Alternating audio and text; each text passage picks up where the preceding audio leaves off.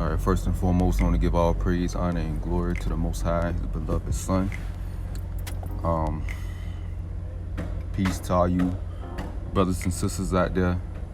It's of the nation of Israel that worship the Most High, His beloved Son, in spirit and in truth.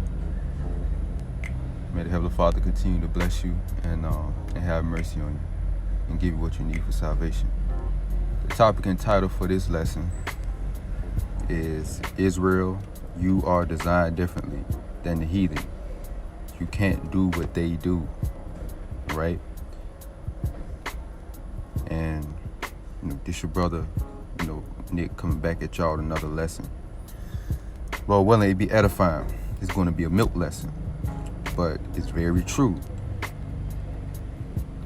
And as you seen on the video that was played before I spoke, this Israelite woman who's famous for crab, lobster, and clam mukbangs, she goes by the YouTube name B Loves Life, more like B Loves Death.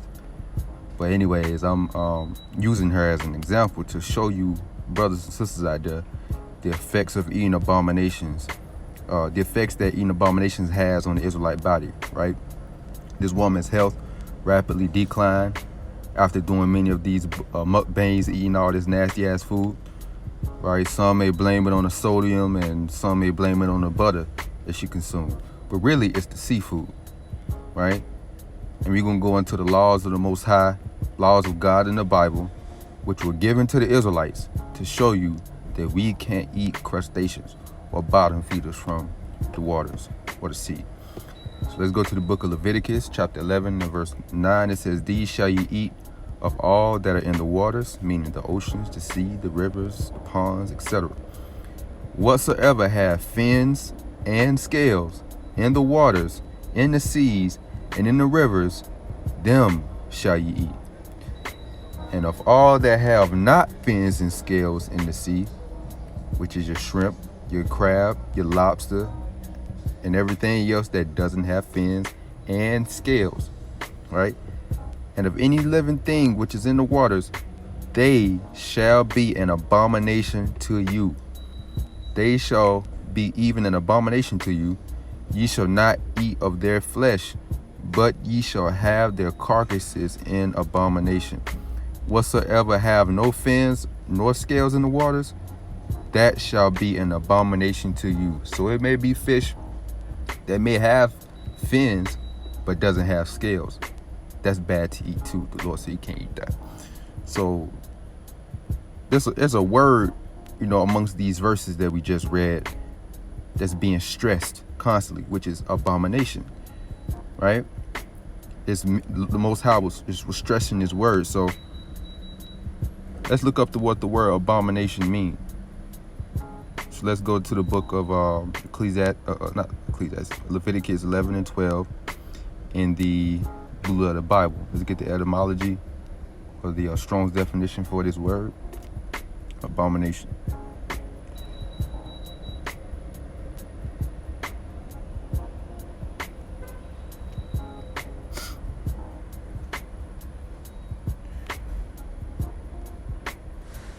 So, abomination, Strong's H8263. It says, detestable thing or idol, an unclean thing, an abomination, detestation, right? A detestable thing. Let's look up the word detestable in a simple Google definition. Deserving intense dislike. So the Most High told Israel to dislike certain foods, have an intense dislike towards certain things, right, when it comes to food. So crab deserves intense dislike in the eyes of the Lord. Lobster, shrimp, etc., right, catfish, is detestable. Some synonyms, it says hateful, it's supposed to be hated by our people. It's supposed to be despicable to eat. It's supposed to be despised. It's supposed to be repulsive, disgusting, right? Horrible, awful.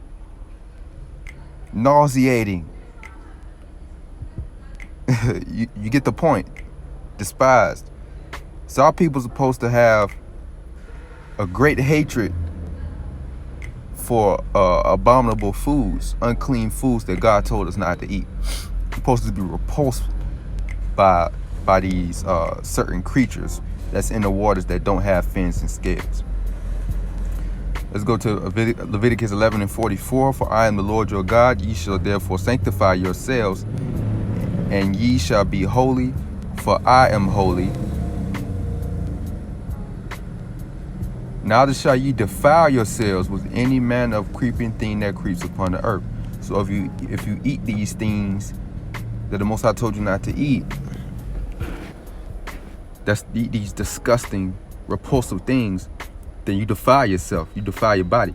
It says, for I am the Lord that bring you out of the land of Egypt. The Lord say this, from the land of Egypt many years ago by the hand of his servant Moses, really by Yahushua, the Son of the Most High. It says, to be your God, and ye shall be holy, for I am holy. This is the law of the beast. The word holy means to be separate, set apart, right? This is the law of beast and of the fowl and of every living creature that move in the waters and of every creature that creeps upon the earth, to make a difference between the unclean and the clean, and between the beast that may be eaten and the beast that may not be eaten. But you see the mindset of a lot of our people, they don't put no difference. They don't have they don't discriminate when it comes to food, man. They just eat whatever I guess tastes good, right? Even if it's bad for their health. They don't make a difference between the clean and unclean. They eat whatever the fuck they want to do, Even though the Lord's, faithful men who have been endowed with understanding try to show Israel where they're going wrong, in life and what they're doing. And these niggas want to fight them, and buck up against the spirit. These niggas would rather die than to try to be obedient to the best of their ability, to the ways of the Lord, their God. Of course, the law won't save you, but it's by grace through faith in Yahushua. But the thing is, though, Jake failed to understand that there's manifold consequences of sin, right? And eating abominable, disgusting foods is sin. He gave specific instructions on how to live, conduct ourselves, and how to eat, etc. When we step outside of those instructions, we have complications, right? That's why Negroes and Latinos are the highest in diseases, obesity, and other health problems. This is the book of Deuteronomy chapter 10 and verse 12. And now Israel, what do the Lord your God requires of you? But to fear the Lord your God, to walk in all his ways and to love him, and to serve the Lord your God with all your heart and with all your soul, to keep the commandments of the Lord and his statutes which I command thee this day for your good. So it's a requirement, right, to fear the Most High, to have a deep respect and reverence for your Father, and to love him. In the scripture, the love of the Most High is the keeping of the commandments, right? And to serve the Lord your God with all your heart and with all your soul. So this is a requirement, right? And this is required by none other but the Israelites, the Lord's people, right? Whom he have made a covenant with by sacrifice. The Lord is bonded to you, Israelites, man. Bonded with y'all, with us. So definition for require says need for a particular purpose, cause to be necessary. Let's see. It says of someone in authority, which is the Lord, instruct or expect someone, which is Israel, to do something.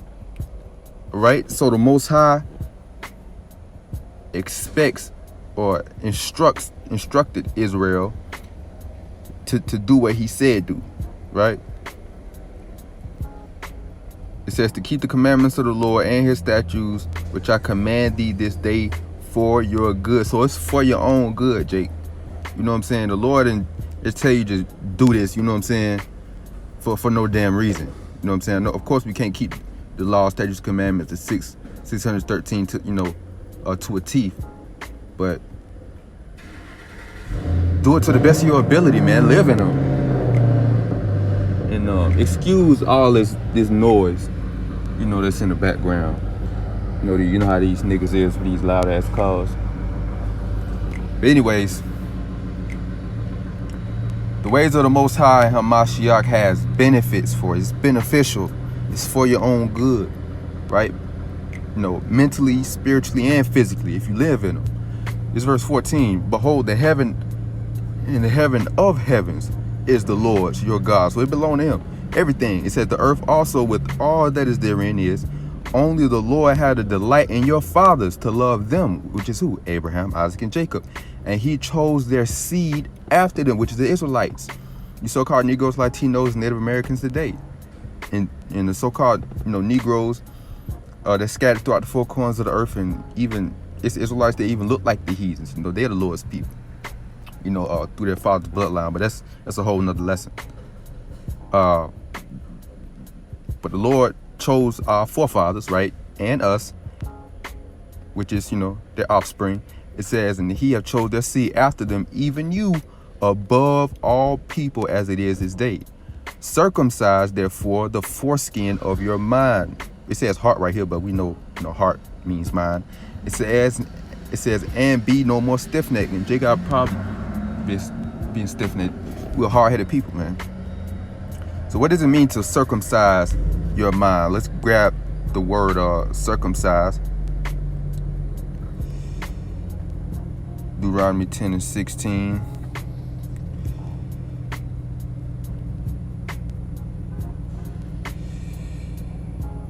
I'm going to read it in the NLT, and then I'm going to go into that word. It says, therefore, change your minds and stop being stubborn. Lord said, the ox knows his owner and the ass his master's crib, but my people does not know. They do not consider. Loosely paraphrasing this. It's in Isaiah. I want to say the first chapter. But ox and an ass, which is a donkey, they're two stubborn animals. And the Lord compared Jake to them. These animals are smarter than Jake, man. You some stubborn ass animals, man. Jake is a stubborn ass people, man. They wise to do evil, but to do good, they have no knowledge, and they reject knowledge, right? These niggas are worship and follow every damn legend and ideology under the sun. But when it comes to the Lord, they don't want no parts of it. These niggas crazy, man. The Lord said, change your heart, change your mind, man, right? Change your mind from wickedness and convert to righteousness. See what the word circumcise means. All right, so it says, it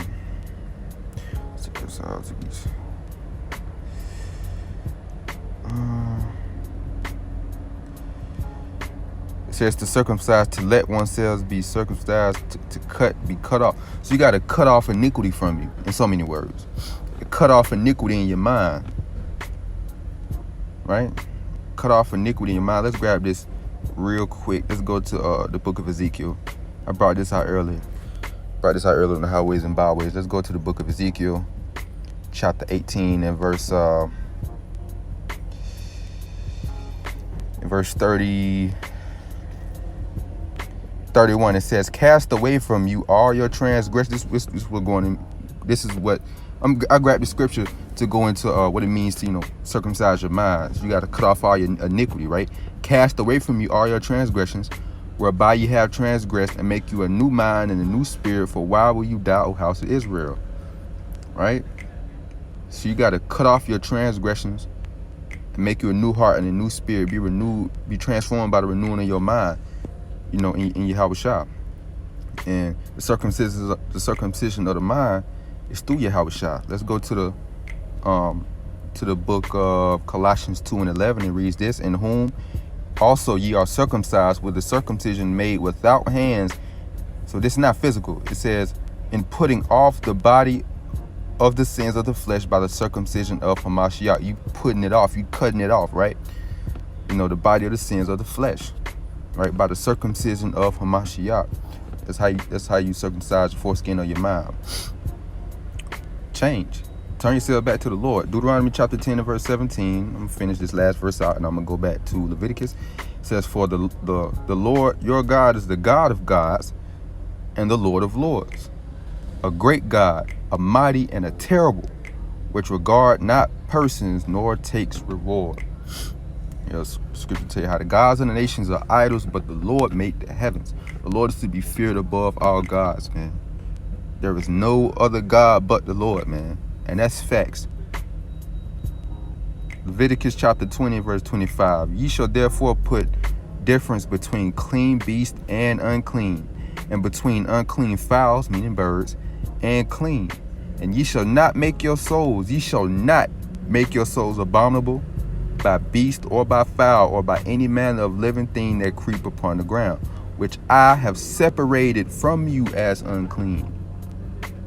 And you shall be holy unto me, for I, the Lord, am holy, and have severed you, meaning separated you from other people, that you should be mine. Israel, the Lord's children, man.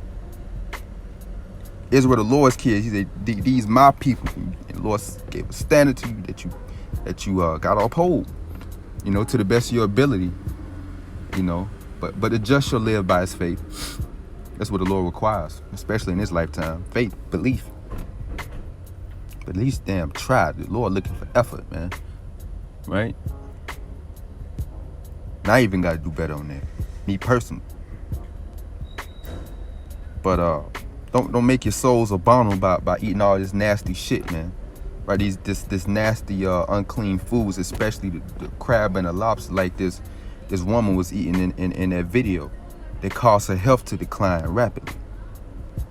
The Lord separated us from other people, man. We can't be like them, right? We made different than any other nation of people on this earth. We are holy, we're special and peculiar. Pursuant to Deuteronomy chapter 7 and verse 6, Deuteronomy chapter 14 and verse 2. Our genes and DNA are superior compared to everyone else. Our bodies are the temple of the living God, man. Right? We cannot do the same things these nations do. We can't live like them, man. And if we do, it always comes around to bite us in the ass, man. 1 Corinthians 3 and 16. Know ye not that you are the temple of God, and the Spirit of God dwells in you? Talking to the Israelites, especially, those that saw the faith. If any man defile the temple of God, him shall God destroy. That's why we need grace, because Esau have polluted the food. It's according to prophets that we should eat our bread and follow amongst the Gentiles. That's why we in the grace period. You know what I'm saying? But do what you can. Do what you can. Anyways, it says, "Him shall God destroy, for the temple of God is holy." So the Israelite body is holy. It says, "Which temple ye are," right? Like the title says, again, Israel, you're designed differently than the heathen. You can't do what they do. Lord willing, this will edify until next time.